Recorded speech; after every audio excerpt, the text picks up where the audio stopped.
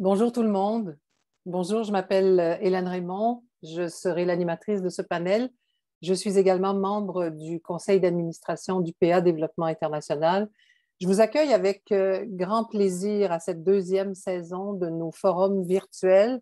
Des forums, des panels qui permettent d'échanger, de garder la flamme, de maintenir le contact avec les partenaires du PADI ici comme à l'étranger et d'échanger sur des enjeux qui touchent les organisations paysannes, qui touchent les organismes de coopération et tous les mangeurs et mangeuses que nous sommes préoccupés par l'avenir de tous les paysans de la planète.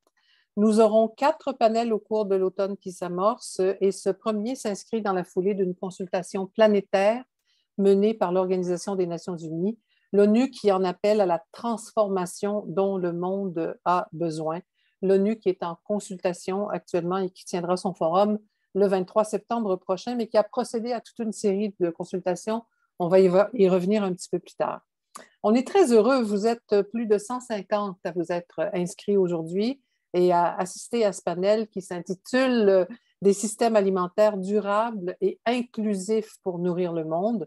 Vous êtes donc sur cette plateforme Zoom, mais également sur la page Facebook du PADI. Vous êtes productrice et producteur agricole. Vous êtes représentant de nos organisations partenaires sur le terrain. Alors, on vous salue à l'étranger. Vous êtes représentant de nos partenaires financiers. On pense à l'Agence mondiale du Canada, au ministère des Relations internationales et de la francophonie du Québec, de même qu'à la FAO.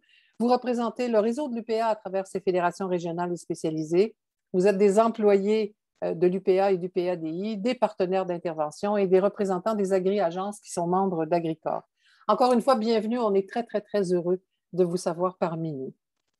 Nos 3 invités aujourd'hui vont réfléchir à la question des systèmes alimentaires et je vais échanger avec chacun d'entre eux avant de leur permettre de commenter les propos de ceux qui les auront précédés et on passera ensuite à une période de questions. Je vous expliquerai un petit peu plus tard comment tout ça va fonctionner, c'est assez simple, mais on vous demande de garder bien sûr caméra et microphone fermés le temps de l'intervention. Vos questions vont se poser par écrit. Pour l'instant, pour vous souhaiter très officiellement la bienvenue, Hugo Beauregard-Langelier, qui va amorcer cette série et l'activité d'aujourd'hui. Hugo est secrétaire général du PA Développement International. Merci Hélène. Bonjour à vous toutes et à vous tous qui êtes avec nous aujourd'hui pour cette discussion sur les systèmes alimentaires en mode virtuel encore une fois. Donc, c'est avec plaisir de vous retrouver pour ce 5e panel de notre série de 2021, notre premier de l'automne 2021. Je tiens aussi à saluer et remercier nos 3 panélistes et toi-même, Hélène, pour votre présence aujourd'hui. Au Québec, comme dans plusieurs pays d'Afrique de l'Ouest, les récoltes ont ou vont démarrer prochainement. Une fois de plus, les producteurs, les transformateurs, comme les consommateurs seront soumis aux différents aléas des marchés, guidés plus ou moins par la fameuse main invisible. Mais la main qui cueille le riz, celle qui le transforme ou celle qui le mange n'est pas nécessairement celle qui dicte son prix. Depuis l'après-guerre, les systèmes alimentaires mondiaux ont cru vers une plus grande mondialisation. Ils se sont aussi financiarisés et ils ont fait leurs entrées dans les traités commerciaux, laissant de plus en plus de place à la valeur marchande de l'alimentation et de moins en moins à sa valeur nourricière. Je dirais que cette mondialisation de l'agroalimentaire ne s'est pas faite en vase clos. Elle s'est aussi accompagnée de la mondialisation des solidarités, la mondialisation des savoirs et aussi la mondialisation des prises de conscience. Qu'on pense aux inégalités sociales ou encore au changement climatique, ce sont des sujets qui se discutent de plus en plus partout sur la planète. Et comme les systèmes alimentaires s'inscrivent directement dans les mécanismes économiques, sociaux et environnementaux des peuples, il n'est pas surprenant qu'ils fassent de plus en plus l'objet de débats. Donc, l'objectif d'aujourd'hui, c'est de réfléchir et proposer des alternatives aux systèmes alimentaires existants. Et je dirais qu'UPA Développement International, de par son ancrage dans le milieu à la fois agricole québécois et dans celui des organisations professionnelles du Sud avec lesquelles nous travaillons, je crois qu'on est bien positionné pour réfléchir à des alternatives, mais aussi en proposer et en mettre en œuvre. En ce sens, UPADI est très fier d'accueillir aujourd'hui M. Groslo, Rastouin et Coulibaly. Ils n'ont pas uniquement réfléchi aux contraintes des systèmes alimentaires existants, ils sont aussi profondément engagés dans la recherche, la communication et la vulgarisation d'alternatives. Ce genre d'échange, en tout cas, nous permet à UPADI de faire évoluer nos pensées et nos actions. J'espère qu'il en sera de même pour vous, tous les participants qui sont aujourd'hui avec nous. Merci encore de votre présence en grand nombre et sans plus tarder, je laisse la parole à notre panel. Donc, à toi, Hélène, pour la suite. Merci beaucoup. Merci, Hugo Beauregard-Langelier. Alors, Hugo a nommé les 3 invités d'aujourd'hui. Marcel Groslot, président directeur général de l'Union des producteurs agricoles, président général plutôt de l'Union des producteurs agricoles du Québec et président du PA Développement international. Jean-Louis Rastoin, professeur à Montpellier Supagro et membre de l'Académie d'agriculture de France. On l'entendra, on le verra un peu plus tard. Et Ibrahima Koulibaly, président du réseau des organisations paysannes d'Afrique de l'Ouest, le ROPA. Nous joindrons Ibrahima au Mali un peu plus tard. Alors, Marcel Groslot, bonjour. Oui, bonjour Hélène. Marcel, c'est à titre de président, bien sûr, de l'UPA, mais particulièrement du CA, du PA Développement international, que vous avez accepté de venir parler aujourd'hui de ces enjeux liés au système alimentaire. Mais avant de parler du PADI, avant de parler du rôle du PADI, il faudrait peut-être présenter cette coalition québécoise, ce mouvement qui s'est engagé au Québec depuis un petit moment et qui réfléchit maintenant à cette question des systèmes alimentaires. Oui, alors le mouvement dont tu parles s'appelle la Coalition pour l'exception agricole et alimentaire, qui origine d'une coalition qu'on appelait auparavant Coalition pour la souveraineté alimentaire. Alors, au sein de ce groupe-là, une 60aine d'organismes de la société civile, de la transformation, de la distribution alimentaire et de la production agricole, qui réfléchissons ensemble depuis déjà un certain temps à l'adaptation au changement des règles commerciaux en matière agricole et alimentaire disons, au contrepoids qu'on pourrait exercer si on se regroupait aux forces du commerce qui, elles, ne sont souvent dictées que par les prix et les faibles coûts, mettant en compétition les agricultures du monde entier, ce qui pour nous est une aberration. Alors, c'est un peu de ça qu'origine la coalition. Et aujourd'hui, la coalition, dans le cadre du sommet mondial sur l'alimentation organisé par l'ONU, on a des propositions à faire. On a fait des propositions lors d'un dialogue qu'on a tenu et on veut participer à ces réflexions-là et dans un cadre encore de plus en plus grand.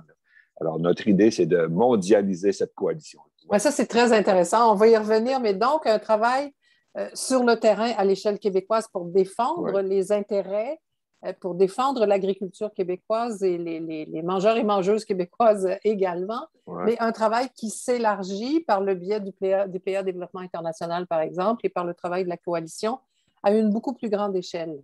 C'est ça. Alors, la chance que nous avons, justement, c'est d'avoir UPA Développement international qui œuvre dans plusieurs pays depuis plus de 25 ans, qui a établi des contacts précieux avec plusieurs organisations paysannes de par le monde, de par les différents continents. Alors, je pense qu'on a déjà un bon contact avec plusieurs de ces organisations-là, mais ça serait intéressant maintenant d'avoir que ces organisations-là soient membres de notre coalition directement plutôt que par l'entremise du PA Développement international. Et ça, c'est peut-être la prochaine étape pour mondialiser justement notre coalition, d'utiliser ces connexions-là, ces relations-là que nous avons déjà et travailler encore plus étroitement et directement avec les organisations paysannes. Donc, c'est un réseau encore plus serré. On voit bien le rôle de l'UPA, on voit bien le rôle du PA Développement international, mais si on pousse ça un petit peu plus loin, qu'est-ce qu'on espère d'une organisation comme UPADI là-dedans? Bien sûr, son réseau de contacts, mais il y a toute une force de réflexion aussi à l'intérieur. Bien, c'est ça. C'est son expérience et ses connaissances qu'elle a acquises au fil des ans qui sont une source incroyable là, pour réfléchir à des solutions globales et non pas des solutions pour nous en Amérique du Nord ou pour les Européens, par exemple. Il faut avoir des solutions globales par rapport à l'enjeu alimentaire, mais adapter cette solution globale-là aux enjeux locaux également, mais dans un contexte d'une réflexion globale et d'une action globale. Alors, je crois que c'est là où d'avoir ces liens-là avec les organisations paysannes avec lesquels l'UPA Développement International collabore, ça nous aide énormément, là. Et il faut leur donner de plus en plus la parole à ces organisations-là. Et c'est ce qu'UPA Développement International fait, d'ailleurs, donner la parole aux organisations paysannes plutôt que parler en leur nom. Et ça a été un peu la distinction et ce qui nous a toujours distingués par rapport à d'autres organisations qui œuvrent ou qui ont le même rôle qu'UPA Développement International. Ça, c'est très, très important. C'est plus qu'une nuance, hein. C'est vraiment un fondement. C'est toute la mission du PADI. C'est ça.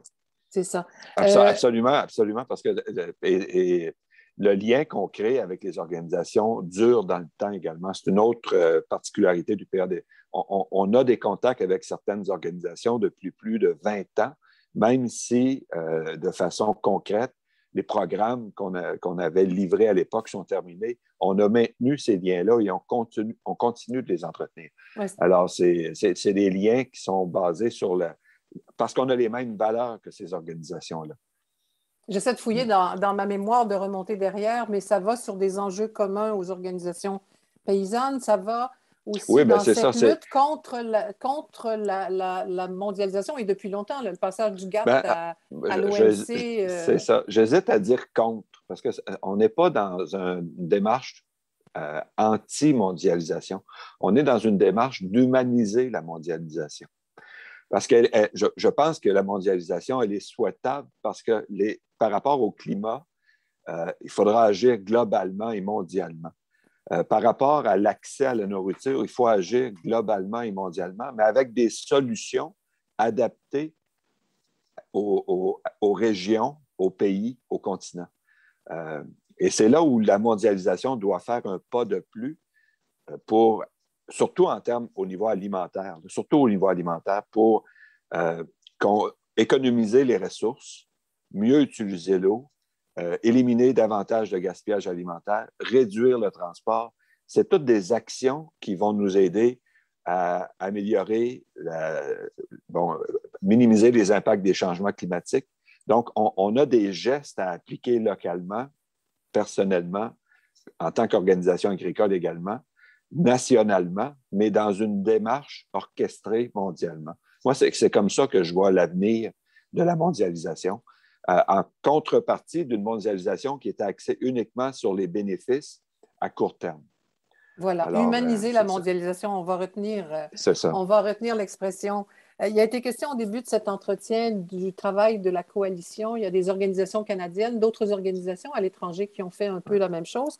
Quelles seraient les différences entre la position québécoise et celle des autres provinces, par exemple, dans le cadre de cette réflexion là, pour C'est ça. Je crois qu'ici, au Québec, on a réfléchi davantage qu'ailleurs aux conséquences plutôt qu'uniquement à l'adaptation. Par exemple, les producteurs de céréales dans l'Ouest ont beaucoup plus réfléchi à comment s'adapter à la mondialisation qu'aux conséquences de cette mondialisation-là. Alors, aujourd'hui, c'est pour ça que notre coalition qui s'appelait Souveraineté alimentaire, la souveraineté, ça appartient aux États, aux nations, ce n'est pas l'aliment qui est souverain. On a fait cheminer la coalition à exception agricole et alimentaire parce que c'est par la souveraineté des États qu'on peut traiter de l'exception agricole et alimentaire. Donc, c'est pour ça notre réflexion a cheminé, puis aujourd'hui, on parle davantage d'une coalition qui pourrait s'appeler Coalition pour nourrir durablement l'humanité. Alors, on a cheminé beaucoup depuis 20 ans à la coalition parce qu'on s'est allié aussi des gens, par exemple, la chaire de recherche sur la diversité alimentaire, plus qu'allier, financer une chaire de recherche sur la question, s'allier avec d'autres chercheurs à travers le monde aussi. Donc, notre réflexion est beaucoup plus avancée au Québec qu'elle ne l'est dans plusieurs autres provinces au Canada ou même dans d'autres organisations agricoles européennes ou ailleurs. Là. Donc, c'est là où on veut partager cette richesse-là qu'on a, je crois, développée. Là. Je ne veux pas être prétentieux, mais je pense qu'on a de quoi d'intéressant à partager avec les autres. À partager justement avec les autres. On a cette impression de durée, donc, quand vous parlez, on voit bien qu'il faut du temps pour établir les choses, établir les contacts, réfléchir, poser des gestes. Mais en même temps, on est en ce moment dans une situation d'urgence. Ouais. Il y a ces lendemains de pandémie qui nous guettent. On en parlera plus tard avec Ibrahima Koulibaly, sans doute. Il y a également cette menace climatique qui se fait de plus en plus lourde sur l'humanité. Alors, comment est-ce qu'on peut envisager agir rapidement sur ces questions, Marcel Groslot? D'abord, en favorisant l'autonomie alimentaire de chaque nation et en priorisant le développement de l'autonomie alimentaire de chaque nation. Le commerce va toujours demeurer un outil important pour la sécurité alimentaire, mais il ne peut pas être l'outil dominant. Il faut qu'il soit en soutien à la sécurité alimentaire plutôt que la sécurité alimentaire en dépende uniquement. Alors, nous, on favorise. La pandémie nous a fait réaliser que il y a la fragilité des systèmes alimentaires qui dépendent du transport des marchandises, qui dépendent du déplacement des travailleurs étrangers. La filière agroalimentaire, lorsqu'elle dépend du transport, de l'ouverture des frontières aussi.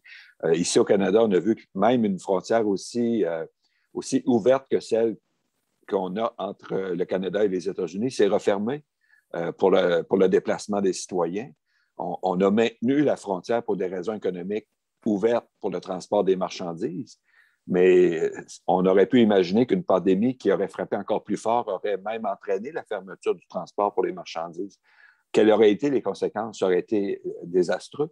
Alors, la pandémie nous amène à réfléchir aussi à notre sécurité alimentaire d'une façon différente. Et ça ouvre la perspective d'envisager davantage d'autonomie alimentaire pour justement améliorer notre sécurité alimentaire. Alors, moi, je pense que la pandémie, en ce sens-là, aura éveillé les consciences et que pour cette raison-là, elle n'aura pas été que négative. Voilà, mais la question climatique, elle, plane plus que oui, jamais. Plus que jamais. Les dérèglements s'accumulent, oui, c'est ça. Oui, c'est ça. Le dernier rapport du GIEC est éloquent là, sur les risques de pénurie d'eau dans certaines régions très agricoles du monde. On voit ici, on l'a vécu au Canada cette année, une sécheresse sans précédent au Manitoba et dans certaines régions de l'Ouest. Le Québec a été épargné cette année, mais ce sera peut-être nous qui serons frappés éventuellement des pluies d'une abondance qu'on n'avait jamais vue. Donc, moi, je n'aime pas dire le mot dérèglement climatique parce que le climat en soi, ça ne se règle pas. Mais on voit que la nature, elle, agit et réagit selon ce qui la compose. Alors là, on a augmenté les quantités de carbone, mais ça crée des conséquences. Et on doit s'ajuster à ça. Moi, on le dit, il faut décarboniser notre économie. Mais comment on fait pour décarboniser l'économie des systèmes alimentaires? C'est peut-être une question que nous, on pourrait aborder directement au niveau des filières agroalimentaires. Oui, oui. Là, tout le monde est un peu en attente de ce que les gouvernements vont faire. On demande à nos gouvernements d'agir, mais individuellement, on agit peu encore. Alors, moi, je crois que les prochaines années vont être déterminantes. Il faut qu'il y ait une conscience sociale et individuelle qui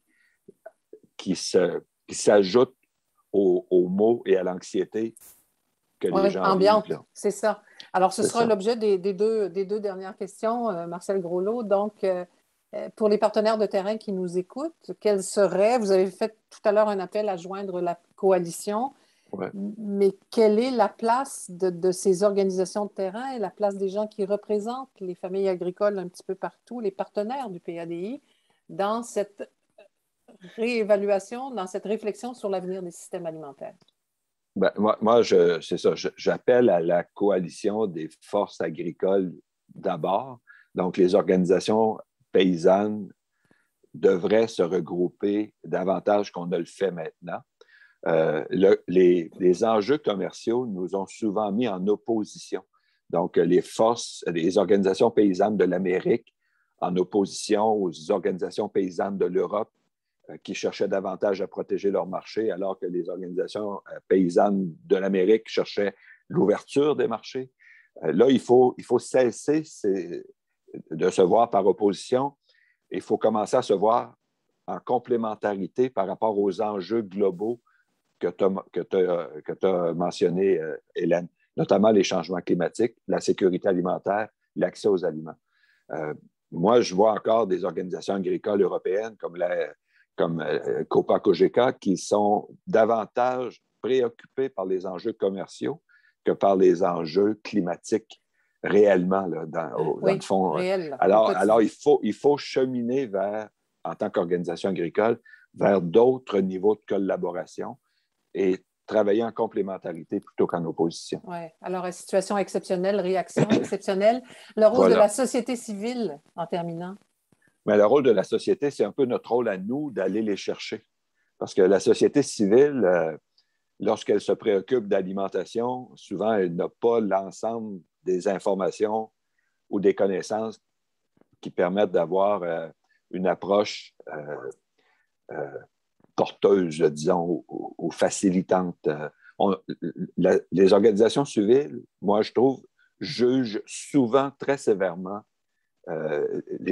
les agriculteurs et leurs pratiques, alors que c'est pour répondre à leurs besoins et au prix qu'ils sont prêts à payer souvent que nos pratiques sont adaptées ou adoptées. Alors, il y a une collaboration là aussi qui est nécessaire, mais je pense que c'est à nous d'aller vers eux. À la coalition, voilà. Oui, un appel, mais c'est à nous d'aller vers eux aussi. Là. Oui. Souvent, on travaille isolément.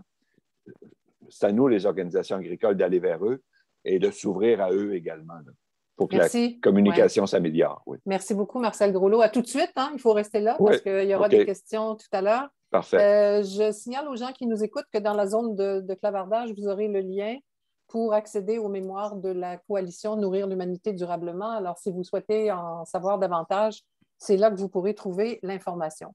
On va passer à une... Déjà, il y a des gens qui demandent comment faire partie de la coalition. Tiens, Marcel, on va reprendre la balle au bon.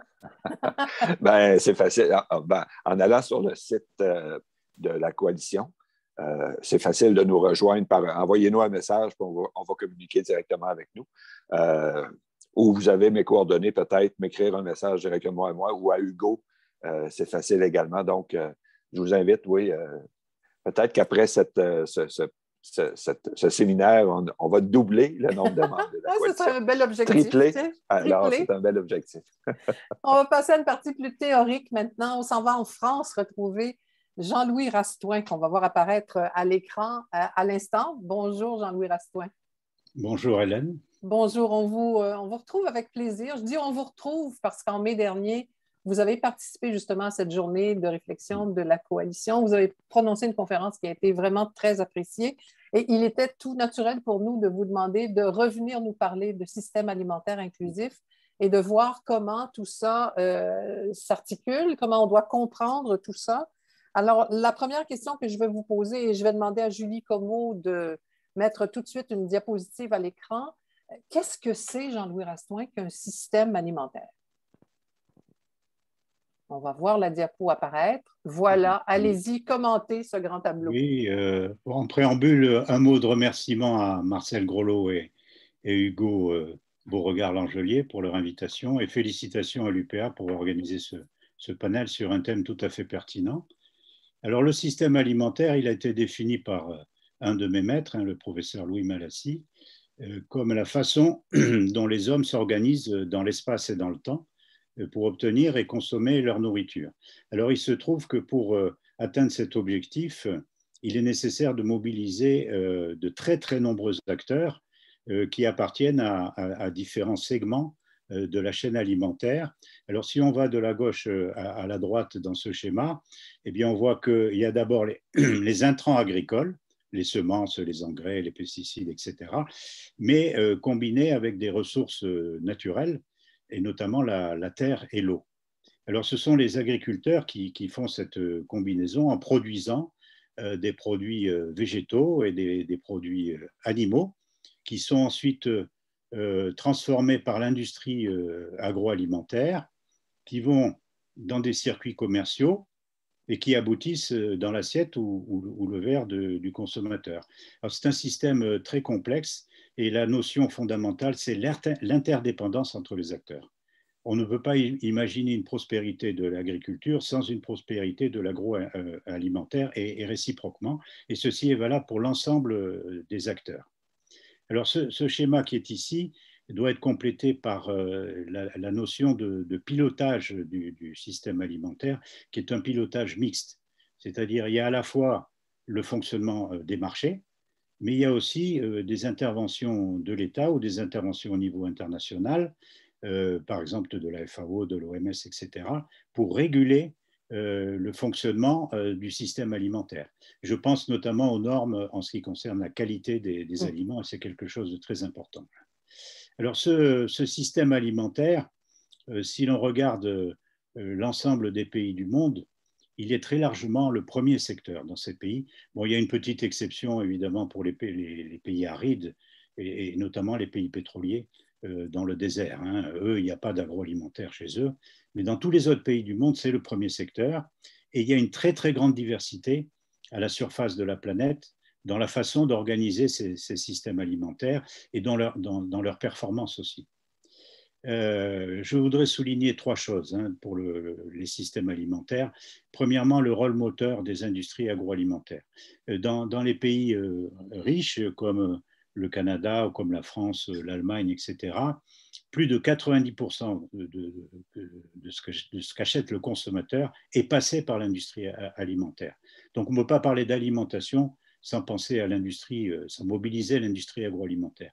Et dans les pays du Sud, c'est disons autour de 50 à 60% qui passent par l'industrie agroalimentaire. Donc, c'est un vecteur de performance du système extrêmement important. Alors, certes, l'agriculture est le socle de la production des matières premières alimentaires et va le demeurer, à mon avis, bien longtemps, malgré les rêves de steaks cellulaires, etc. Mais cette agriculture, sans l'agroalimentaire, eh bien, ne pourrait pas satisfaire les besoins alimentaires des consommateurs. La deuxième remarque, c'est que dans ce système, il y a un partage inégal de la valeur. Si vous prenez le prix payé par le consommateur, le prix de l'aliment acheté et payé par le consommateur, eh bien, les agriculteurs ont une portion congrue. Alors, pour vous donner un exemple, en France, on a calculé, c'est 6%. Le consommateur paye 100, l'agriculteur reçoit 6. C'est-à-dire qu'il y a là une profonde inégalité. On l'a évoqué tout à l'heure, l'inégalité qui règne sur cette planète est quelque chose qu'il faut absolument réduire sous peine de troubles sociaux importants. Troisième chose, ce sont les coûts cachés du système alimentaire. Je parlais d'un panier alimentaire qui vaut 100, mais en réalité, les économistes ont calculé que le coût réel, en introduisant par exemple le coût induit sur la santé des consommateurs par un aliment non adéquat, un aliment dont les qualités nutritionnelles sont déficientes, eh bien ce coût doit être ajouté au prix des aliments. De la même façon, la dégradation de l'environnement, on doit la payer quelque part pour restaurer l'environnement. Et enfin, il y a un coût, lorsqu'il y a une sous-performance du système alimentaire dans un pays, il y a un coût des importations. Alors tout ceci fait que, d'après une étude récente au Royaume-Uni, il faudrait payer 2 fois plus cher les aliments pour que tous ces coûts cachés soient couverts. Actuellement, ils sont couverts par des transferts fiscaux, mais ce n'est pas très pédagogique, disons. Il faudrait que le consommateur sache ce qu'il en coûte chaque fois qu'il achète un aliment. Ouais. Et aux États-Unis, une étude encore plus récente de la Fondation Rothschild, je crois, c'est 3 fois. 3 fois. Le consommateur des États-Unis paye 100, mais en fait, ça coûte à la collectivité 300. 300. C'est énorme évidemment. Et là, il y a des dysfonctionnements à corriger.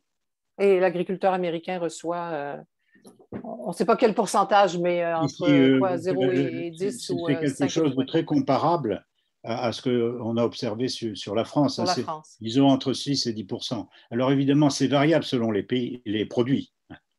Pour certains produits comme les œufs, l'agriculteur, le producteur d'œufs va toucher beaucoup plus.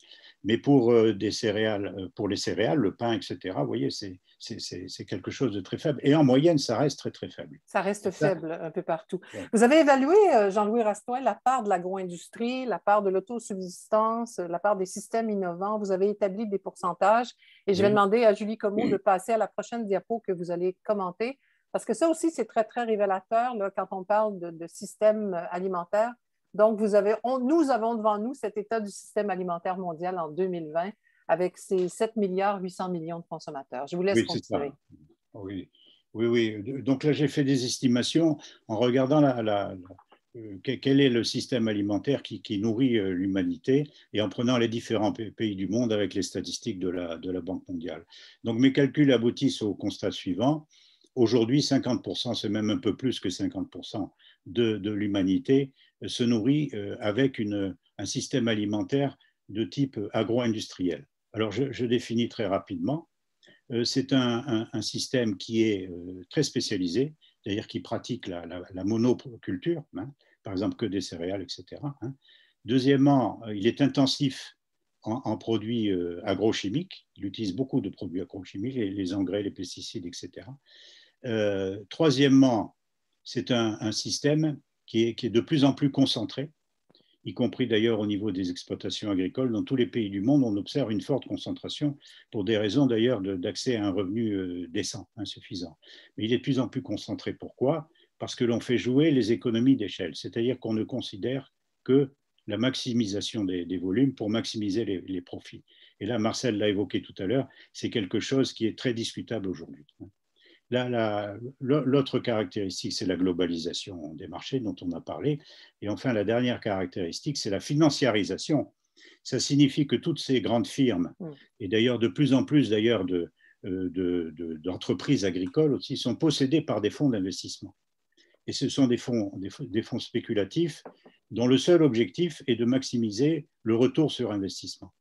On dit que c'est 15% qui est exigé par ces investisseurs sur l'investissement consenti. Donc la financiarisation occulte tous les autres paramètres de l'aliment, qui ont aussi été mentionnés notamment par Hugo et Marcel. L'aliment n'est pas qu'une marchandise. L'aliment, c'est autre chose. C'est un bien biologique, c'est un bien culturel, c'est un bien patrimonial, etc. Donc il faut prendre cette complexité en compte et ne pas livrer le pilotage du système alimentaire au fonds d'investissement. C'est quelque chose qui nous mène à la catastrophe.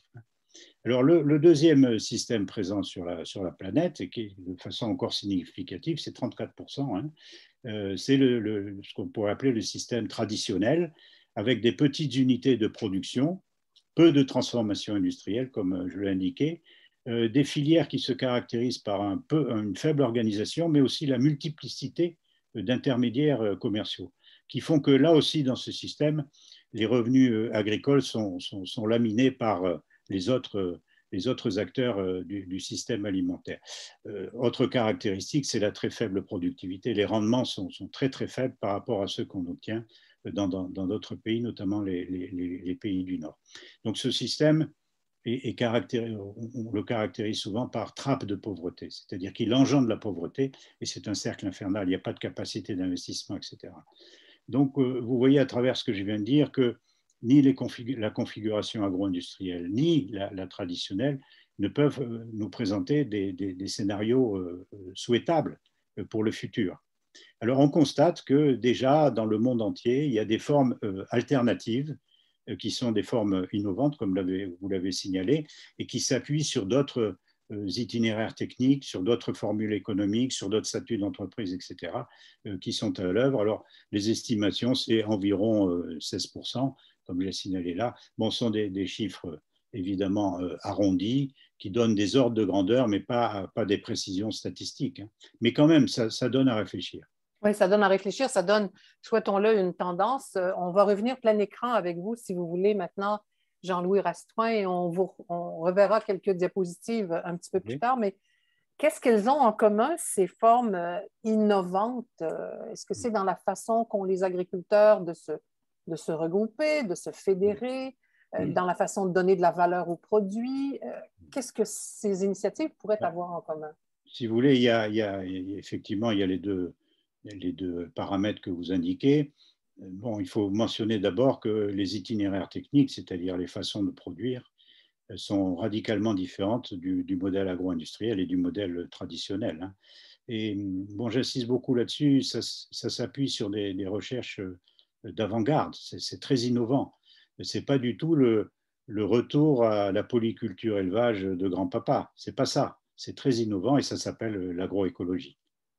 C'est-à-dire qu'on combine le végétal agricole, on combine l'élevage animal, et on combine ça à la forêt et à ce qu'on appelle l'écosphère, c'est-à-dire tout l'environnement de la production agricole, animale et végétale. Et donc, on s'appuie sur la biodiversité. Et c'est la biodiversité qui apporte les outils pour faciliter les bons rendements. Aujourd'hui, on pense plutôt à l'agrochimie, on utilise massivement l'agrochimie, mais il y a d'autres solutions. Et d'après les instituts de recherche et d'expérimentation dans plusieurs pays du monde, les rendements obtenus par l'agroécologie sont proches aujourd'hui de ceux obtenus par l'agriculture intensive. Ils demandent cependant une grande qualification des agriculteurs. Et donc, finalement, un changement radical à la fois de mentalité, mais aussi de pratique. Oui. Et ça, c'est très compliqué, si vous voulez. En France, par exemple, la moyenne d'âge des agriculteurs, c'est plus de 50 ans. Et pour faire changer de pratique un agriculteur qui a fait ça pendant 30 ou 35 ans, évidemment, ça va être très, très difficile. Il faut un investissement massif dans la formation et dans la communication. Il faut savoir convaincre les agriculteurs qu'avec l'agroécologie, ils vont s'en sortir mieux qu'avec l'agriculture du monde d'avant, d'ailleurs. Moi, oui. je dis l'agro-industrie. Du monde d'avant, c'est une bonne image. Ça va être le monde d'avant. On va revenir, c'est justement tout à l'heure, on va parler de ces révolutions. Ce qui est réconfortant de vous entendre, Jean-Louis Rassoin, c'est que l'agriculture est là pour rester. Vous l'avez mentionné rapidement tout à l'heure en disant on n'en est pas au steak de laboratoire et on ne s'en va pas là non plus. Donc l'agriculture est là pour rester. Oui, oui. Excusez-moi, Hélène, je reviens sur. Vous avez mentionné à juste titre l'organisation dans ces nouveaux systèmes alimentaires.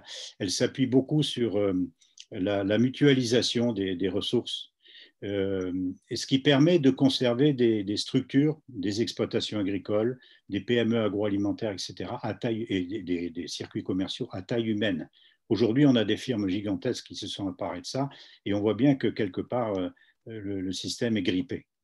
Donc, le mode d'organisation, et là-dessus, il faut signaler, et au Québec, c'est très présent, les formes mutualistes et notamment les coopératives. Le statut de coopérative est un statut extrêmement innovant par rapport au statut des sociétés anonymes, des sociétés par action, qui, elles aussi, appartiennent au monde d'avant. On va revenir aux diapositives, s'il vous plaît, Julie, pour la prochaine, donc la troisième qu'on verra. Dans cette présentation complète, Jean-Louis Rassoin, vous refaites le fil de l'histoire, donc du feu à l'élevage, etc. Et oui. On arrive finalement à cette cinquième transition. Je vous laisserai très rapidement énumérer les 4 premières. On n'a pas énormément de temps, mais pour aboutir, pour arriver à cette cinquième transition que vous espérez, que vous souhaitez voir poindre à l'horizon. Là, on se situe sur l'histoire très très longue, puisque on peut faire remonter ça à la mobilisation du feu. Certains disent l'invention du feu, mais on ne sait pas exactement qui a inventé le feu, et l'utilisation du feu pour les aliments, c'est-à-dire la cuisson. On passe du cru au cuit. Et lorsque vous passez du cru au cuit, vous avez une nouvelle technologie qui est la cuisson, qui permet d'ailleurs de conserver les aliments, mais vous avez aussi un phénomène social extrêmement important, c'est le repas pris en commun, c'est-à-dire un moment de convivialité et de lien social. La deuxième transition, qui est extrêmement importante, c'est la transition du néolithique avec la domestication des espèces animales et végétales, c'est l'invention de l'agriculture. Donc là, l'expérience accumulée par les hommes, ça date de 12 000 ans, hein, avant aujourd'hui à peu près. Donc l'accumulation d'expérience, la modification des espèces, etc., pour qu'elles soient plus productives et qu'elles aient une révolution technique sans précédent. Et en même temps, si vous voulez, il y a eu la sédentarisation, la création des villes, etc., des villages d'abord, hein, et puis la croissance démographique. Mais en même temps, il faut bien retenir que ce néolithique avait des conflits en germe. Et ce conflit, c'est la propriété du sol, qui a généré des guerres qui continuent encore aujourd'hui, hein, et la création d'inégalités, etc. Donc c'est un phénomène très important, mais c'est un phénomène à nuancer. La troisième révolution, ou transition plutôt, c'est l'apparition des grandes cités, avec la division du travail. Donc, vous avez l'agriculteur pour les matières premières, vous avez les artisans qui transforment les aliments, et puis vous avez les commerçants qui les vendent aux consommateurs. Ça, c'est un phénomène très important. Il y a aussi l'invention de l'écriture à cette période qui permet la communication, etc. La quatrième transition, j'en ai parlé tout à l'heure, c'est l'agro-industrie, qui date de 150 ans à peu près, qui est née d'ailleurs en Amérique du Nord, mais qui s'est diffusée ensuite dans le monde entier. Et la cinquième transition, qui est ici, bon, difficile de trouver une date de départ, mais enfin, il y a des phénomènes très importants du point de vue mondial, historique, c'est le sommet de la Terre. Et Marcel a insisté tout à l'heure, à juste titre, sur penser global et agir local. Alors, il se trouve que c'est un agronome et un biologiste français qui s'appelle René Dubois. René Dubois, oui. Qui a inventé la formule lors de la préparation du premier sommet de la Terre de 1992.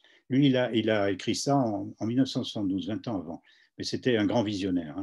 Alors ensuite, vous avez le premier sommet mondial de la FAO en 1996 à Rome, dans lequel on a jeté les bases de la sécurité alimentaire, avec d'ailleurs sécurité quantitative et qualitative, très important, des aliments. Et puis, vous avez tout le mouvement du Forum social mondial, qui était un peu un contre Davos, en prenant plus les aspects sociaux, avec un rôle très actif de Via Campesina, qui a défini la souveraineté alimentaire comme c'est indiqué ici. Et déjà, il parlait de produire durablement, c'est-à-dire en respectant l'environnement, mais aussi en respectant les autres peuples. Il ne faut pas que l'agriculture d'un pays tue l'agriculture d'un autre pays. Donc il y a le respect de l'environnement, le respect des peuples, et évidemment au centre, il y a la figure du paysan qui a droit à une vie décente par son travail. Et au-dessus de tout ça, ou entre ce point de ce concept, une seule santé, je vais vous laisser quelques minutes pour en parler. Le temps file, Jean-Louis, mais il faut vraiment présenter ce que c'est parce que ça peut orienter, teinter toute la réflexion sur l'avenir des systèmes alimentaires. Donc, une alimentation nutritive, culturellement appropriée, saine, etc., à travers ce concept, une seule santé. Et tout Julie, on va passer à la prochaine diapo, s'il vous plaît. Voilà. Oui, tout à fait. Bon, il faut voir que ce concept de durabilité, de développement durable, c'est un peu usé au cours du temps.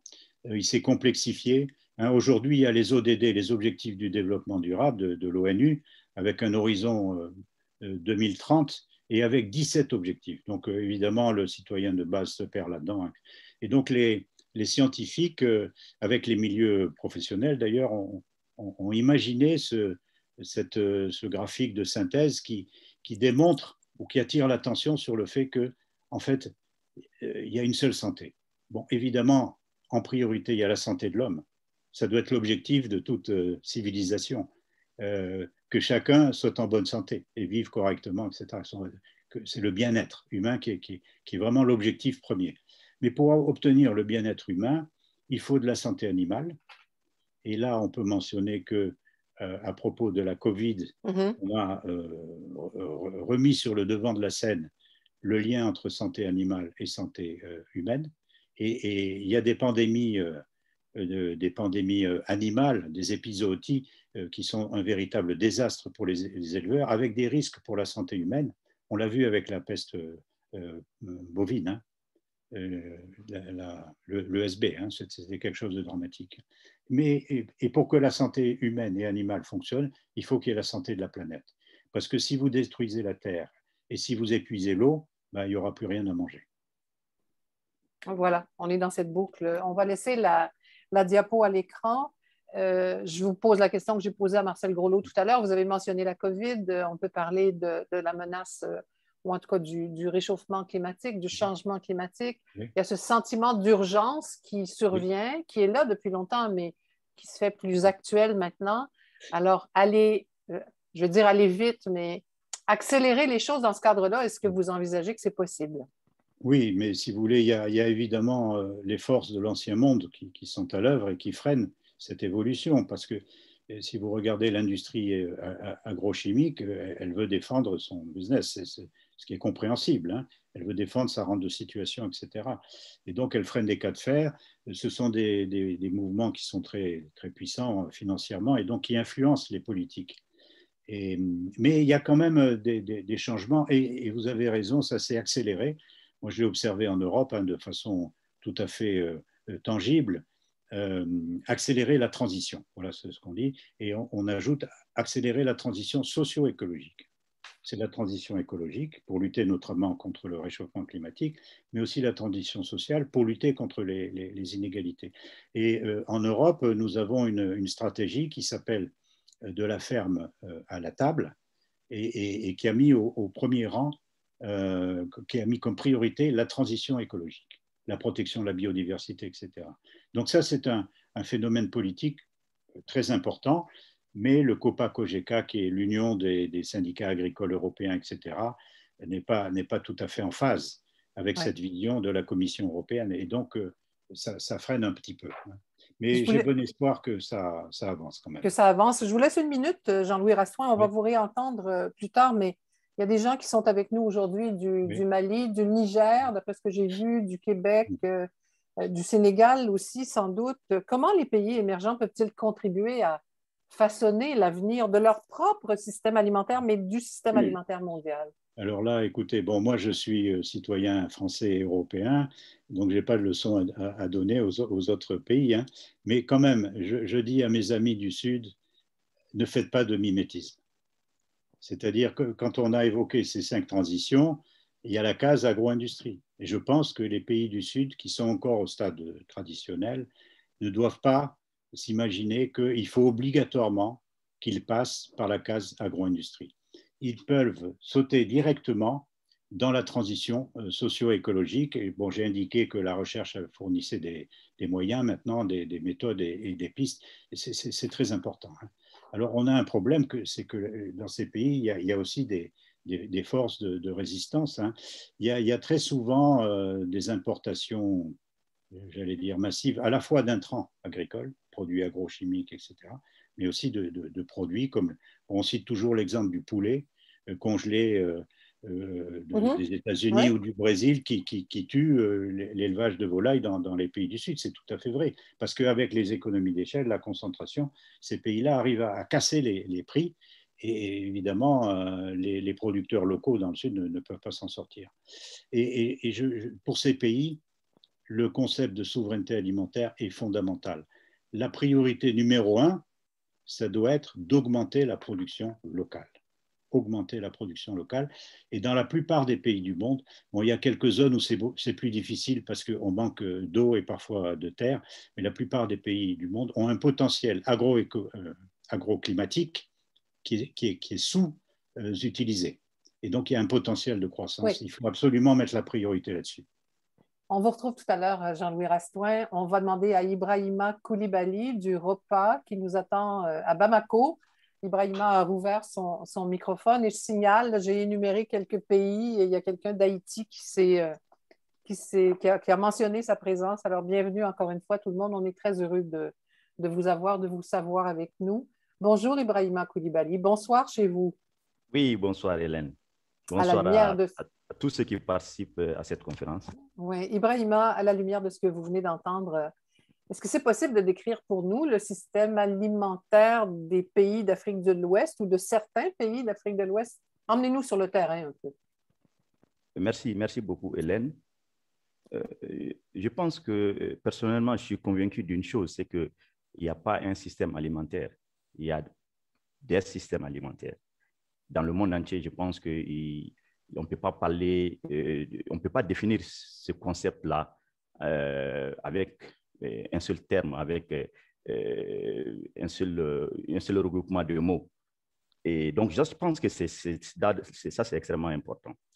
Et bon, les experts, comme toujours, quand ils parlent de système alimentaire, ils vont parler de ce qu'il faut pour produire, ce qu'il faut pour transformer, ce qu'il faut pour transporter et ce qu'il faut pour amener les produits sur les marchés. Mais je pense que les systèmes alimentaires sont plus compliqués que cela. De mon point de vue, en Afrique de l'Ouest, c'est d'abord des êtres humains qui sont au départ et à la fin de tout le processus. C'est leur vie, parce que quand on parle on ne parle pas d'alimentation s'il n'y a pas d'humains. C'est les êtres humains qui sont là, qui produisent et qui mangent cette alimentation. Donc, produire et manger ce qu'on a produit est la base de l'agriculture en Afrique de l'Ouest. l'agriculture familiale telle qu'elle existe est une agriculture qui est très peu intégrée au marché classique, au marché international et même au marché, souvent même dans les marchés nationaux, l'agriculture familiale n'est pas très intégrée bien sûr qu'il fournit des produits alimentaires dans les marchés territoriaux et même nourrit globalement nos pays, mais c'est pas, le marché n'est pas la première priorité. Donc, ce sont d'abord des êtres humains. Leur travail, c'est-à-dire ils travaillent pour vivre, ils travaillent pour leur dignité, ils travaillent pour les liens sociaux, ils travaillent pour avoir des revenus. Donc, pour moi, il faut d'abord mettre en avant ces facteurs qui sont extrêmement importants. Et donc oui, allez-y. Des êtres humains qui nourrissent des êtres humains, qui donnent un sens à la vie, au repas, etc., qui maintiennent la culture aussi, le patrimoine alimentaire. Ouais. Absolument. Donc, si on extrait cela, pour moi, c'est pourquoi je pense que le sommet actuel est en train d'aller dans tous les sens et que les gens trouvent que ça va être un événement de plus qui n'apportera aucune réponse parce que toujours on passe à côté et c'est dommage. Et donc, je pense qu'on a fait beaucoup d'erreurs dans les politiques publiques pendant ces 30 dernières années. Et on a 40 ou 40, 50 dernières années, pratiquement, on a fait beaucoup d'erreurs dans les politiques et qui ont mis à genoux les capacités et les performances de cette agriculture, de ces systèmes alimentaires, notamment en Afrique de l'Ouest. Les programmes d'ajustement structurel ont dépossédé les États qui sont devenus des coquilles vides. Aujourd'hui, nous, on a des sortes de photocopies d'État. En fait, on n'a pas d'État, on n'a pas d'institutions fortes. C'est pourquoi tous ceux qui viennent avec un peu d'argent créent le bazar. Et donc, c'est ça qui fait que la situation se dégrade de plus en plus. Et aujourd'hui, ça atteint dans le Sahel, qui est quand même la région la plus fragile en Afrique de l'Ouest, parce que c'est un écosystème particulier où il ne pleut pas beaucoup, où les terres sont dégradées, où il y a beaucoup d'êtres humains, beaucoup de bétail. Donc, c'est un écosystème qui est très compliqué. Et c'est là où déjà les guerres ont commencé. Mais tout le monde savait qu'il y aurait la guerre un jour dans cet espace-là, parce que les politiques sont désastreuses. Une petite élite urbaine monopolise toutes les richesses du pays, monopolise la décision. Donc, ce sont des sortes de dieux. Donc, c'est ça qui aboutit aujourd'hui au dérapage que nous connaissons et qu'on appelle le djihad ou le terrorisme ou tout ce qu'on connaît. Mais en réalité, c'était totalement prévisible. Ça avait été dit qu'il y aurait la guerre dans ces régions. Donc, c'est pour dire, ne pas avoir des systèmes alimentaires durables, solides, qui donnent du travail aux gens, qui les nourrissent, qui maintient les liens sociaux, qui maintient des revenus décents, donc qui permet aux paysans et aux êtres humains de vivre, d'avoir une vie décente, comme l'a dit le professeur Rostin. Et c'est vraiment aller vers les conflits extrêmement violents. Oui, ça a un impact. C'est ça, ça a un impact considérable. Vous dites, Ibrahima, le sommet de l'ONU risque de passer à côté. Qu'est-ce qu'il faut pour que ça frappe dans le mille cette fois-ci? Est-ce qu'il n'est pas trop tard, Hélène? Moi, parce que le processus, comme l'ont dit mes prédécesseurs, a déjà dévié depuis très longtemps. C'est-à-dire la place qu'ont pris les multinationales, les grosses entreprises, les intérêts financiers dans ce processus est devenu un vrai problème. Ce qui fait que beaucoup de gens ont vu que la place réelle des vrais acteurs de terrain, de ceux qui vivent de l'agriculture, ceux qui nourrissent la planète, n'auront pas réellement voix à chapitre et vont être instrumentalisés dans le processus. Donc, pour moi, je pense c'est un sommet qui a déjà échoué. En tout cas, de mon point de vue, je ne vois vraiment pas qu'est-ce qu'on va sortir de ça concrètement qui va changer la donne et qui va amener réellement un peu plus, disons, de politique cohérente pour qu'il y ait un peu plus, disons, de prospérité partagée et accessible à tous les êtres humains de la planète. Est-ce que vous croyez encore aux coalitions, aux regroupements, à cette façon qu'on a d'espérer qu'on travaille davantage tous ensemble? Organisations paysannes d'ici, d'ailleurs, groupes de coopération internationale. Vous y croyez toujours? On n'a pas d'autre option, malheureusement. C'est-à-dire, on doit continuer à nous battre. Parce que si on arrête de nous battre, je pense que la situation va encore être plus désastreuse. Donc, moi, je suis pleinement pour tout ce qui permet de s'organiser, de lutter pour qu'il y ait des politiques publiques solides, cohérentes, qui règlent les vrais problèmes, notamment dans le domaine des systèmes alimentaires. Parce que c'est notre vie à tous qui est mis en danger. Vous savez, le système alimentaire tel qu'il est agrochimique, qui se fout pas mal de l'environnement, qui se fout pas mal de la santé des gens, qui se fout pas mal de l'économie, qui brise les prix, qui brise les revenus. Mais qui gagne dans ça? Dans le fond, personne n'y gagne sur le long terme. Mais comme on a des visions de très, très court terme en général dans les politiques publiques actuelles, Les gens, tous les États, notamment les pays riches, ne pensent qu'à ce qu'ils peuvent engager immédiatement. Et donc, ils imposent aussi sur les pays du Sud qui sont très faibles, qui n'ont pas d'institutions fortes, qui n'ont pas donc des politiques publiques solides. Et ils imposent des choix désastreux à travers les institutions comme la Banque mondiale, le FMI, le MC, tout ce qu'on connaît, tous les mécanismes qui sont là. Et même la coopération bilatérale vient imposer des choses qui sont complètement désastreuses, qui déstructurent toute l'économie territoriale dans nos pays. Donc, si on continue dans cette voie, si nous ne continuons pas à nous battre, je pense que la guerre va se généraliser partout. Et même les pays puissants ne seront pas épargnés. D'ailleurs, la guerre est partout aujourd'hui. C'est toujours des forcenés qui tirent sur tout le monde comme ça tous les jours. Ce n'est pas étonnant parce que les gens ne se sentent pas. On n'a pas créé un système d'inclusion réel.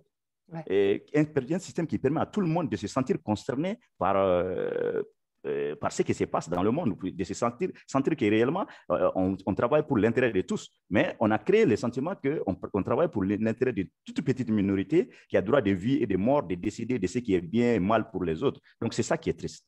Et ça partout sur la planète. Qu'est-ce que la crise de la COVID a changé, Ibrahima Coulibaly? Et je voudrais vous citer dans un article du Point Afrique que j'ai retracé, un article qui remonte à mai 2020, si ma mémoire est bonne. Vous dites que cette crise est ou était, là, je ne sais pas où est-ce que vous vous situez aujourd'hui, une fenêtre d'opportunité pour des politiques ambitieuses en faveur de la souveraineté alimentaire. Est-ce qu'on est passé à côté depuis? Oui, mais je pense qu'il n'est pas trop tard. Parce qu'on n'a pas vu cette opportunité. Vous savez, pour tous les vrais observateurs, en Afrique de l'Ouest, je voyais quand vous allez dans un village et que vous dites qu'il y a une maladie qui est en train de tuer les gens, qu'on appelle Covid, les gens vont vous rire au nez parce qu'ils ne voient pas ça au quotidien.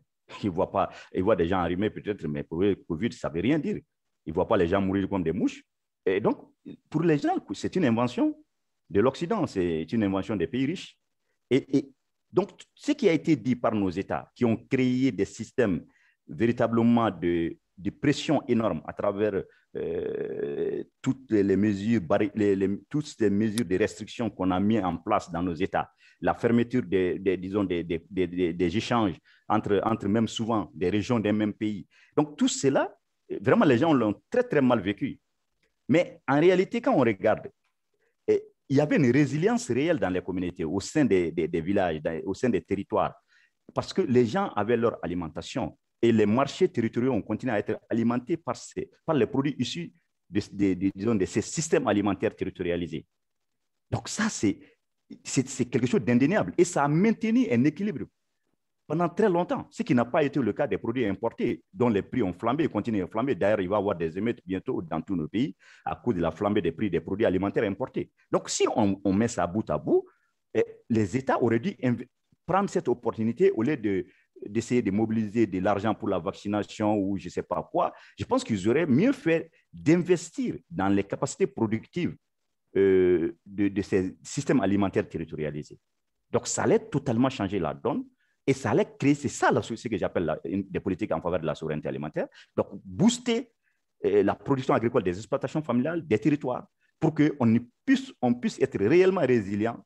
Et bien sûr, je ne suis pas contre la transformation. On aurait pu mettre des petits systèmes de transformation adaptés. Donc, la petite agro-industrie, parce que l'agriculture, quand même, a besoin d'être de ça. Donc, tout cela aurait pu être créé. Et je pense qu'on serait sorti de cette crise Covid avec plus de résilience, plus de solidité. Mais malheureusement, on a fait de ça aussi une opportunité économique pour les gens dans les villes, où il y a eu des détournements de fonds importants. D'ailleurs, il y a des gens qui vont aller en prison au Mali bientôt, parce qu'on a détourné des sommes colossaux au nom de Covid, alors que les gens ne croyaient même pas. En tout cas, la plupart des Maliens ne croient pas que cette épidémie existe, parce qu'ils ne voient pas des gens mourir. Parce que je ne sais pas pourquoi, mais cette épidémie n'a pas fait des dégâts énormes en Afrique de l'Ouest. En tout cas, dans la plupart de nos pays. Il y a eu peut-être des cas, je ne le nie pas. Mais voilà, on a raté une occasion réelle. Le monde entier s'était figé. On s'est posé des questions sur les démarches politiques, sur tout ce qu'on a fait pendant ces... Donc, c'était le moment pour l'Afrique de se ressaisir. Mais nos États individuellement n'ont rien fait. Nos communautés d'intégration régionale comme l'UEMOA, la CEDEAO n'ont rien fait comme d'habitude, qui sont devenus juste des syndicats de chefs d'État qui font tout pour rester au pouvoir. Donc, on passe à côté à tous les niveaux. Oui, vous dites on a raté une occasion. Est-ce qu'en même temps, vous avez senti plus de pression sur l'accaparement des terres, sur la place de l'agro-industrie dans le modèle agricole des pays d'Afrique de l'Ouest? Est-ce que l'occasion a été saisie par d'autres depuis mars 2020? je ne dis pas que Covid a créé une accélération dans ce domaine d'accaparement des terres, mais ce qui est sûr, c'est un phénomène qui est là, qui demeure, tout simplement parce que nos élites politiques qui dirigent actuellement ne croient pas à un modèle qui repose sur les territoires, sur les communautés. Ils croient que c'est l'Occident qui viendra régler les problèmes de l'Afrique. Et ça, c'est vraiment triste. Tous nos problèmes viennent de là. Tous nos problèmes viennent de là. C'est-à-dire les gens sont au pouvoir pour simplement attendre que les gens viennent régler les problèmes pendant qu'ils volent l'argent public. Donc, on va droit dans le mur en Afrique. Partout, c'est ça la situation. Alors que nos capacités à nous nourrir sont énormes. Moi, je ne comprends pas qu'un pays comme le Mali puisse être dépendant sur le plan alimentaire. C'est inconcevable.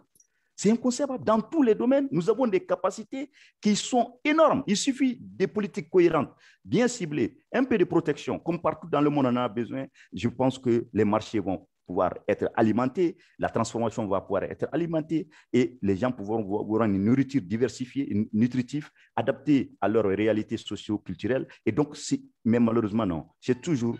on fait en sorte que c'est les produits alimentaires qui vont nourrir, les produits alimentaires importés, c'est le blé, c'est d'autres produits qu'on ne pourra jamais produire qui vont nous nourrir. Ben, dans ce cas, on va à la catastrophe. On va à la catastrophe. C'est ça. Est-ce que vous croyez que les jeunes risquent de se sentir interpellés par un discours qui prônerait davantage la production locale? Est-ce que ce changement vers une alimentation plus saine, pas ce changement, mais cette évolution vers une alimentation plus saine, durable, etc., qui respecte les producteurs, les familles agricoles, qui tentent d'inscrire dans la durée les pratiques agricoles. Est-ce que vous pensez que des jeunes risquent d'être sensibles à ça? Jean-Louis Rastoin disait les choses sont peut-être plus difficiles à faire bouger quand la moyenne d'âge des agriculteurs est élevée. Est-ce qu'on n'a pas intérêt à mobiliser des jeunes pour agir en ce sens?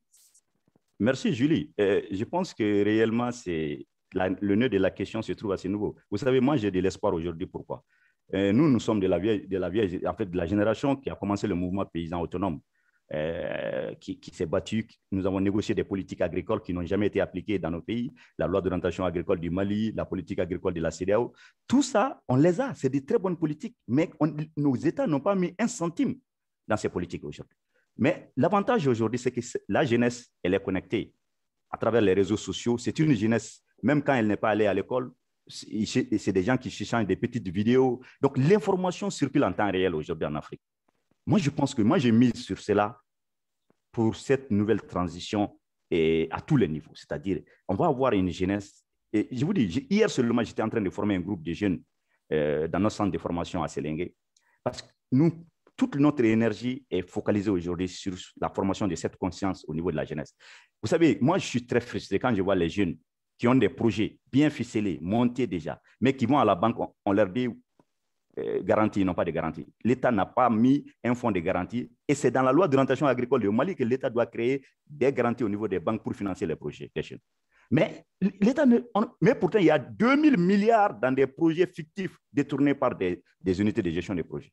Il y a de l'argent public qui est là, qu'on n'utilise pas pour régler les problèmes, mais qui sont détournés par une élite, une petite élite qui travaille dans les ministères. Donc voilà la situation. Les jeunes ont juste besoin qu'on finance leurs projets. Ils veulent travailler la terre. Les jeunes ne sont pas du tout contre le travail agricole.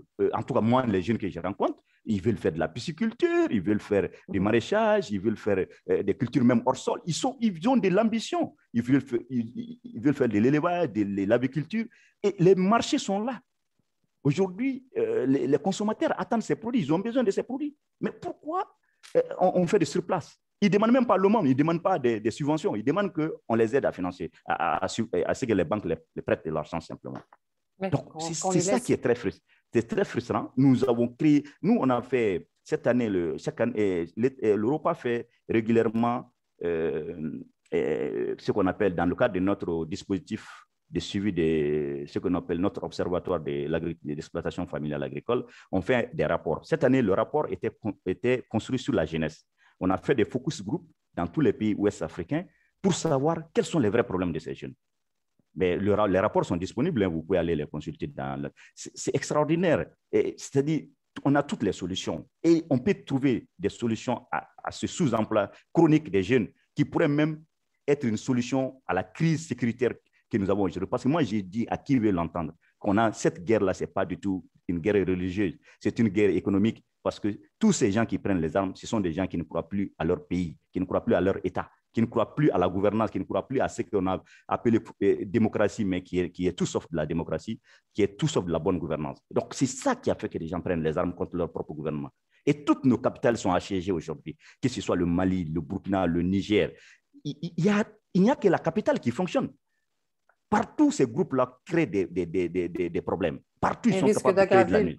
Oui. Donc, si on ne comprend pas, voilà, si on ne comprend pas qu'il faut recréer l'espoir, et c'est facile, hein, les options sont là, les success stories sont là. Il suffit de mettre des moyens, d'aller à échelle. Mais pendant ce temps, on continue de louer l'argent à des gens corrompus. Et toutes les institutions de financement, vraiment, je les accuse personnellement, ce sont des institutions corrompues qui sont au courant de tout ce qui se passe, qui continuent à donner l'argent à des unités de gestion de projets corrompus dans les capitales au lieu de les mettre dans des fonds de garantie pour que les jeunes aient des projets financiers. Ibrahima Koulibaly, on va passer à la période de questions dans quelques minutes. On va ramener à l'écran, s'il vous plaît, Marcel Groslot et Jean-Louis Rastoin. Et je vais simplement signifier aux gens qui nous écoutent que ces enquêtes que vous avez faites au Mali auprès des jeunes sont vraiment très intéressantes. On a pu en prendre connaissance à l'occasion du panel sur la relève, si ma mémoire est bonne. Et ça confirme ce que vous disiez, donc une jeunesse qui veut participer, une jeunesse qui veut être entendue, une jeunesse qui veut pratiquer une agriculture un peu différente de celle que les anciens ont pu pratiquer. On remettra des liens là, sur notre page pour permettre à l'auditoire d'y accéder. Une jeunesse connectée, vous y croyez, Jean-Louis Rastoin, Marcel Groslot, et une agriculture en lien direct avec les consommateurs. Vous y croyez aussi, là, cette idée avec laquelle Ibrahima Koulibaly a terminé son allocution? Jean-Louis Rastoin.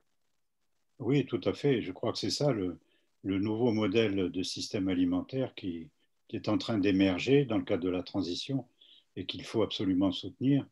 Eh bien, il se base sur la jeunesse, hein.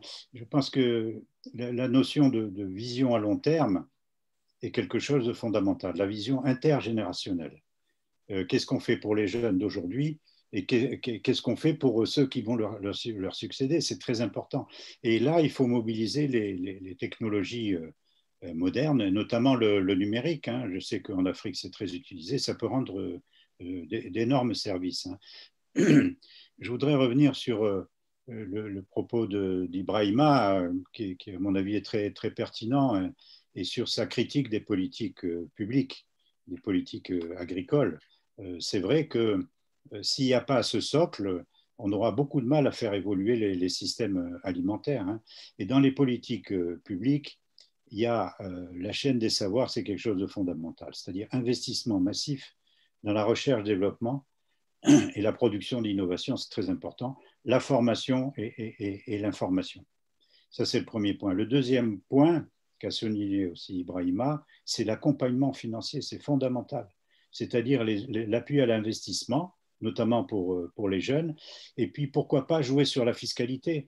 Moi j'ai proposé à l'Académie d'agriculture une double fiscalité sur les aliments, hein. Il faut pénaliser ce qu'on appelle junk food, hein, c'est-à-dire les aliments qui font mal qui sont mauvais pour la santé, mais au contraire, avoir des taux de TVA très très bas pour la production locale de qualité. C'est comme ça qu'on arrivera à développer ça. Et il y a un troisième point dans les politiques agricoles qui est fondamental, on l'a déjà évoqué, c'est le statut du foncier. Il faut absolument que le foncier puisse être utilisé dans le cadre d'exploitation agricole familiale. Et puis, deuxièmement, il y a aussi le statut de l'exploitant ou de l'exploitante agricole. Il faut donner un statut, une réalité, une couverture sociale, etc., ce qui existe dans très peu de pays encore. D'accord. Marcel Groslot, mais juste avant, Marcel, une mention, là, je signale aux gens qui sont avec nous que vous pouvez poser des questions à Ibrahima Koulibaly, Jean-Louis Rastoin, Marcel Groslot. Je vois que vous réagissez beaucoup dans la zone de discussion. Vous avez au bas de votre écran une autre zone, questions-réponses, et Marie-Julie Ménard va pouvoir acheminer ces questions dans quelques instants. Alors, une réaction, Marcel Groslot? D'abord, moi, je constate des propos de Jean-Louis par rapport à la situation en Europe, les propos d'Ibrahima par rapport à la situation au Mali. ça revient un peu à ce que je disais dès le départ, et Jean-Louis l'a dit aussi, il faut avoir un regard mondial, mais les solutions ne peuvent pas être mondiales, ils doivent être locales. Et l'OMC, avec ses solutions d'ouverture des marchés, n'a proposé qu'une solution mondiale pour des enjeux qui sont très différents. Nous, à UPADI, c'est exactement ce qu'on propose aux organisations paysannes et aux gouvernements avec lesquels on peut travailler à travers ces organisations paysannes-là, donner les moyens aux agriculteurs de nourrir leur population par l'accès aux terres, l'accès aux intrants, l'accès aux semences, l'accès à la formation. En fait, la recette est connue. La recette est connue. Mais il faut l'appliquer à l'échelle des organisations et de l'évolution de chacun des pays dans lesquels on est. Là. Je reviendrai aussi sur un propos que Jean-Louis a tenu par rapport à l'agribusiness.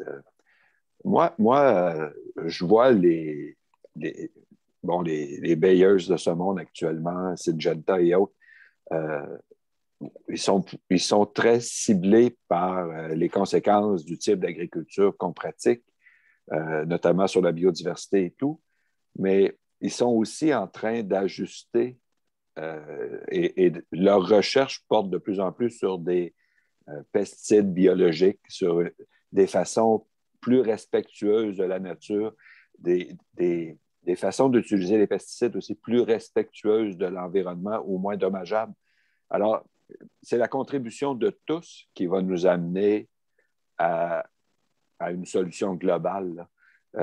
Moi, je ne pense pas, puis Jean-Louis l'a démontré, il y a plus de la moitié de la population aujourd'hui qui se nourrit par le système agroalimentaire avec les transformateurs, les grands transformateurs de ce monde, les grands producteurs de ce monde. On ne peut pas penser retourner en arrière et que cette moitié de la population-là se nourrisse directement du producteur demain matin. Là. Alors, on a besoin de faire évoluer tout le monde dans ce système-là. Ouais. Et surtout, de ne pas se placer en opposition par rapport à, vis-à-vis un tel ou un groupe en particulier, parce qu'on va plus essayer de se redéfinir par opposition que, comme je le mentionnais plus tôt, dans la complémentarité par collaboration, rapport à l'enjeu global. Un enjeu global. Marie-Julie Ménard va apparaître à l'écran. Marie-Julie est conseillère en communication, en formation et communication à UPADI. C'est elle qui recueille vos questions. Alors, on t'écoute, Marie-Julie. Merci, Hélène. Bonjour à toutes et à tous. On a une première question qui s'adresse à M. Groslot. Vous avez parlé de décarboniser nos systèmes alimentaires. Auriez-vous un ou deux exemples concrets de façon à y arriver à court terme au Québec et ou dans nos pays d'intervention? Ben, moi, je crois que l'alimentaire et, en fait, l'agriculture et la foresterie peuvent être des capteurs et des séquestrateurs de carbone. Et on travaille trop sur... Parce que nous, on n'a pas beaucoup d'alternatives à court terme pour remplacer nos tracteurs, remplacer les séchoirs qui fonctionnent au gaz. On n'a pas d'alternative à court terme.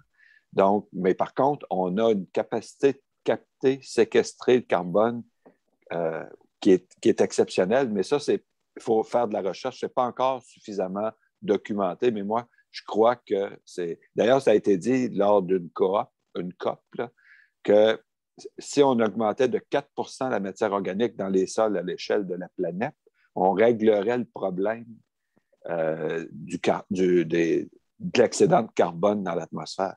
Alors, l'agriculture est une solution à ce niveau-là.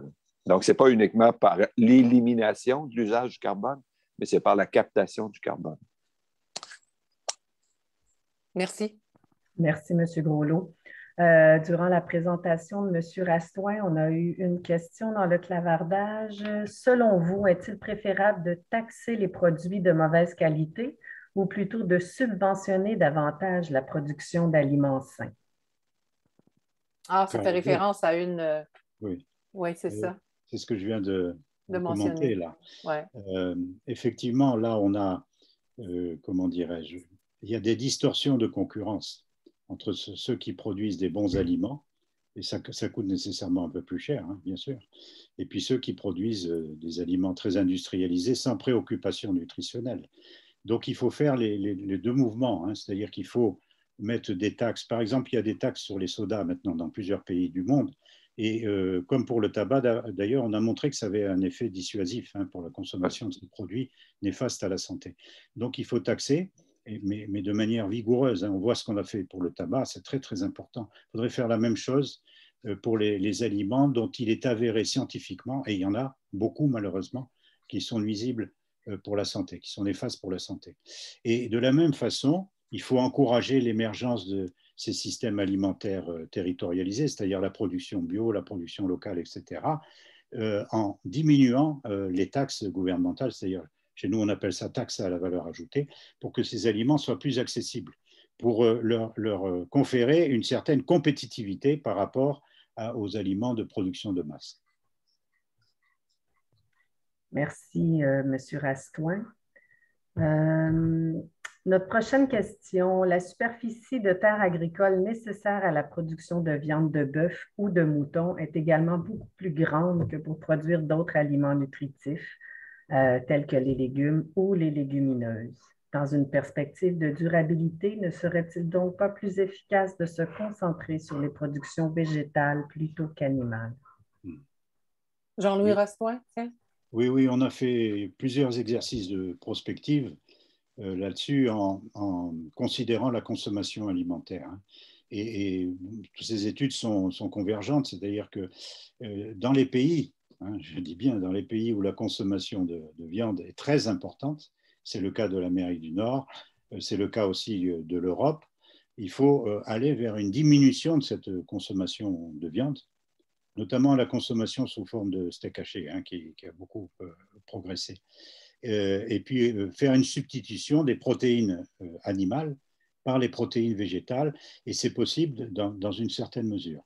Bon, ceci dit, il y a tout un débat sur l'avenir de l'élevage. Certains disent qu'il faut supprimer l'élevage, etc. Je ne suis pas du tout partisan de cette formule un peu abrupte, hein.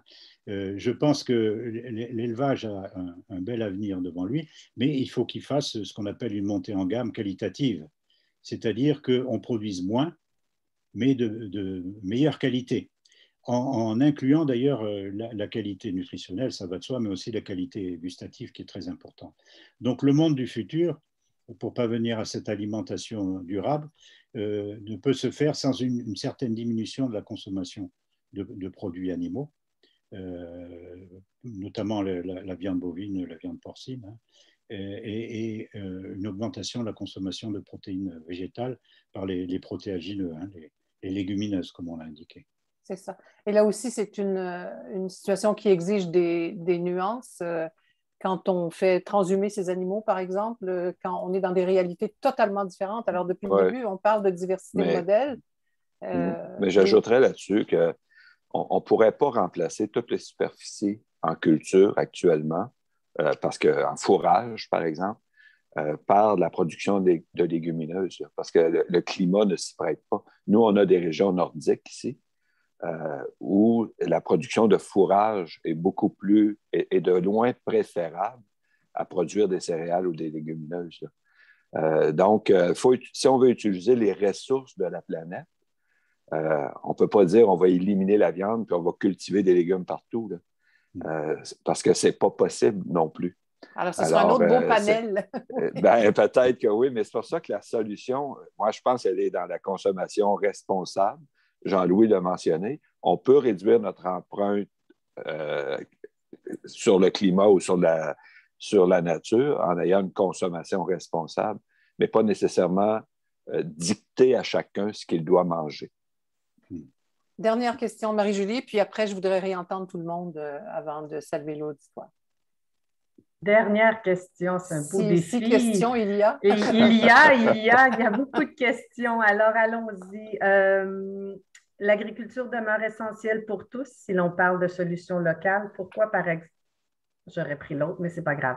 Pourquoi, par exemple, au Québec, nous avons toujours des quotas? Comment assurer un système agroalimentaire durable avec des importations et exportations contrôlées par des industries massives? Bon, ben, je permettrai une autre question. Je vais demander Oui, à Marcel Groslo de réagir très rapidement, mais je voudrais qu'on réentende absolument Ibrahima tout Coulibaly à avant de nous fait. quitter. Oui, c'est ça. Vous avez parlé des quotas, c'est ça? Parce que j'ai manqué un petit bout. Euh, Ben, en fait, oui, si ben, l'on parle des solutions locales, pourquoi au Québec on ouais, parle toujours de OK, quotas, puis comment assurer un système c'est ça. Très agroalimentaire rapidement, durable? si c'est Oui, possible. ben, en fait, je ne m'étirerai pas sur cette réponse-là, mais si on veut protéger la production locale et limiter les importations, ça prend des contrôles aux frontières, ça prend des systèmes qui permettent par la suite d'établir et de répartir la production. Parce qu'en agriculture, le problème fondamental des agriculteurs, là, c'est la fluctuation de la production qui est imprévisible. On surproduit, les prix s'effondrent, on sous-produit, les prix explosent, mais ça crée une insécurité du revenu qui est compensée actuellement par les programmes gouvernementaux, mais qui coûte très cher en même temps. Est-ce qu'on veut un meilleur contrôle de la production? À ce moment-là, les quotas sont une solution.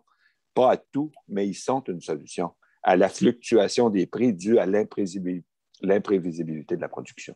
Question pour Ibrahima Coulibaly, Marie-Julie, s'il vous Oui, plaît. une dernière question pour Ibrahima Coulibaly. Selon vous, est-ce que les gouvernements sont incontournables à la mise en place de solutions face aux défis devant nous? Merci beaucoup. Je pense que si on attend les gouvernements, on n'ira pas loin. Moi, je pense qu'on a beaucoup de solutions entre nos mains et il y a énormément de dynamiques qui sont en train de se mettre en place en termes, disons, d'accompagner la petite agriculture familiale en Afrique vers une transition agroécologique et vers des systèmes, créer des liens entre les consommateurs et les producteurs. On commence à travailler ces questions-là très fortement en Afrique aujourd'hui. Il y a des centres de formation qui sont à l'œuvre dans tous les pays. Quand vous allez au Burkina, au Mali, au Sénégal, il y a énormément de dynamiques. On a créé des coalitions pour la transition agroécologique, y compris au niveau régional, pour faire pression sur la CEDEAO. Donc, la pression politique doit continuer. Mais comme je l'ai dit, le vrai problème de nos États, c'est que nos institutions n'existent que de nom. C'est-à-dire, vous savez, c'est les êtres humains qui donnent l'agenda. C'est-à-dire, une personne vient, travaille comme elle veut, part, une autre vient, ne continue pas les politiques, mais travaille comme elle veut. C'est-à-dire, dans ça, tu ne peux rien faire. C'est ça notre problème de fond. Donc, si on veut compter sur ça, mais quand on va créer des alternatives très solides au niveau local, ils seront obligés de changer. Parce que ça, c'est une transformation politique qui va s'opérer. Vous savez, on forme des jeunes, on forme des familles. Donc, ça va être autre chose que le discours politique aérien. Donc, pour moi, c'est ça la voie. Il faut que chacun s'investisse dans ces alternatives concrètes, territorialisées, organiser les marchés, les producteurs au niveau local pour vendre ensemble leur production. Donc, c'est comme ça qu'on va obliger le gouvernement à comprendre qu'ils sont obligés de revenir aux bonnes solutions. C'est tout ça. Oui, c'est ça. C'est tout ça qui va s'additionner pour créer le changement. Un mot de la fin, Jean-Louis Rastoin, et ensuite Marcel Groslo. Chacun votre tour. Jean-Louis, oui. Je vais rebondir sur ce que vient de dire Ibrahima, qui est très pertinent. C'est la question des échelles de gouvernance. Comment gouverner les systèmes alimentaires? Pour faire bouger les choses, il faut partir des territoires, il faut partir du local, où on peut organiser des systèmes territorialisés qui vont réunir des acteurs, je pense à l'agriculture familiale, aux PME agroalimentaires, aux circuits courts de commercialisation, et on pourra organiser un mode de gouvernance au niveau du territoire beaucoup plus facilement qu'au niveau national ou international. Alors ceci dit, cette pression qui va venir de la base de chacun des territoires constituant un pays remonte au niveau national et peut faire évoluer les politiques agricoles et alimentaires, et de la même façon, ça peut avoir une répercussion sur les politiques internationales, c'est-à-dire l'OMC, la FAO, etc. Et la deuxième chose, c'est le mode de gouvernance. Je crois que c'est très important. Ça met en question le statut des entreprises. Aujourd'hui, on a dans le système alimentaire, le mode de gouvernance dominant, c'est le mode actionnarial.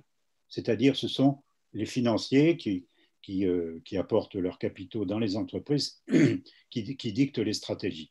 Et donc, c'est une vision purement marchande, économique. Et ça ne convient pas à l'aliment, comme on l'a dit tout à l'heure. Donc, il faut passer d'une gouvernance actionnariale à une gouvernance partenariale. Partenariale, ça veut dire que tous les acteurs des entreprises y compris les consommateurs, eh bien, vont avoir un mot à dire dans la décision.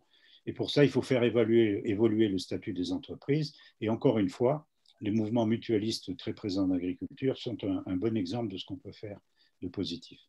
Un bel appel à la mobilisation et à la solidarité. Ça, Marcel Groslot, quelques secondes en terminant. Je dirais, moi, la coalition qu'on a présentée au tout début, on a proposé, dans le cadre du sommet sur l'alimentation, la création d'une convention mondiale, une convention pour nourrir l'humanité durablement.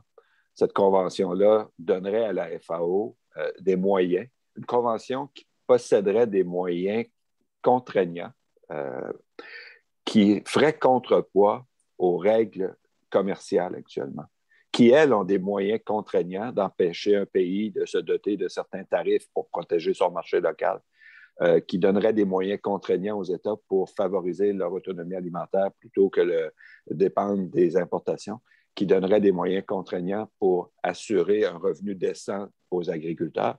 Alors, on a une convention sur l'exception ou sur la diversité culturelle qui donne aux nations la capacité de protéger leur culture. Il faudrait, pour moi, la nourriture est tout aussi importante que la culture. Il faudrait donc se donner les moyens, par une convention comme celle-là, de vraiment protéger notre agriculture et notre sécurité alimentaire. Je vous remercie infiniment tous les trois. Ces propos ont été très appréciés. J'ai suivi rapidement les commentaires du fil de discussion. Merci Ibrahima Coulibaly d'avoir accepté de partager votre numéro de téléphone. Il y a des gens qui vont vous joindre, j'en suis convaincue. Ils vous l'ont demandé. D'après ce que j'ai vu, vous avez laissé ces informations. On va continuer de suivre la discussion et de vous fournir des informations. Je vous rappelle qu'au début du fil, vous allez retrouver également le lien pour retrouver toute l'information sur la coalition Nourrir l'humanité durablement. Si des questions restent en suspens, on pourra les diriger également vers nos trois conférenciers. Alors, vous avez entendu aujourd'hui et vu Marcel Groslot, qui est président général de l'Union des producteurs agricoles du Québec et président du PA Développement international. Jean-Louis Rastoin, qui est professeur honoraire à Montpellier Supagro et membre de l'Académie d'agriculture de France. Je vais aller trop vite, je m'excuse. Enfin, Ibrahima Coulibaly, président du réseau des organisations paysannes et des producteurs agricoles d'Afrique de l'Ouest, le ROPA. Je vous remercie infiniment tous les trois de votre générosité, de votre disponibilité et je souhaite qu'on poursuive cette réflexion encore. Et je vous signale aux gens qui êtes avec nous que le 14 octobre prochain, donc de midi à 13h30, nous allons cette fois parler de l'avenir des circuits alimentaires. On parlera de proximité, de circuits courts. Patrick Mondler de l'Université Laval sera avec nous, de même que trois agricultrices, trois paysannes, une du Québec, une de Tunisie et une autre du Sénégal. Alors, rendez-vous dans un mois et merci. Bon après-midi tout le monde. Bonne soirée à celles et ceux qui étaient en Afrique, en France, en Europe, un peu partout. Merci. À la prochaine. Au revoir. Merci Hélène. Merci. Au revoir. Merci Hélène. Au revoir. Au revoir à tous. Au revoir. Voilà. Vous pouvez rester. Attendez. Hein?